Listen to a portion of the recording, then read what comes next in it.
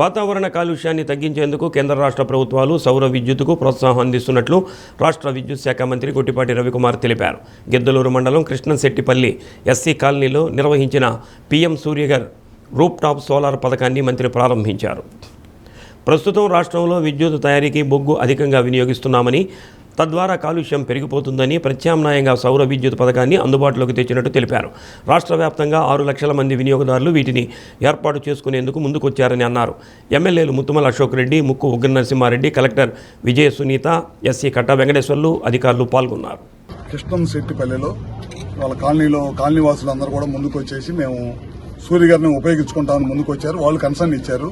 దాదాపు 120 నుంచి 130 ఇళ్లకి ఇవాళ కేంద్ర ప్రభుత్వం, రాష్ట్ర ప్రభుత్వం, ముఖ్యమంత్రి చంద్రబాబు నాయుడు గారు ప్రత్యేకమైన దృష్టి పెట్టి ఎవరైతే 200 యూనిట్లు కరెంటు కాల్చుకుంటున్నారో వాళ్ళందరూ కూడా 2 కిలోవాట్లు 100% ఫ్రీగా ఉచితంగా సెంట్రల్ గవర్నమెంట్ సబ్సిడీ, మన సబ్సిడీ మొత్తం కలిపి ఇవ్వమని చెప్పడం జరిగింది. ఇవాళ మన ఊర్లో లబ్ధిదారు ఇంటి మీదకి వచ్చి ఇవన్నీ కూడా బిగించడం జరిగింది. దాదాపు ఈ ఊర్లో ఇప్పటికే 25 నుంచి 30 పైన ప్రతి ఇంటికి కూడా బిగించడం జరిగింది అనమాట. దాదాపు రాష్ట్రం మొత్తం మీద 6 లక్షల కనెక్షన్లు శాంక్షన్ చేశాం. ఈ 4-5 నెలల్లో కంప్లీట్ గా బిగించేసి వాళ్ళందరికి కూడా వాళ్ళ ఇంటి మీదే పగలపూట డే లైట్ ఉన్న లైట్ ద్వారా వాళ్ళ ఇంటి మీదే విద్యుత్ ఉత్పత్తి చేసి వారి అవసరాలకు వాడుకోవటమే కాకుండా ఏదైతే మనం వాళ్ళ ఇంటి మీద స్థలం తీసుకున్నామో దానికి వాళ్ళకి రెంట్ పే చేస్తాం.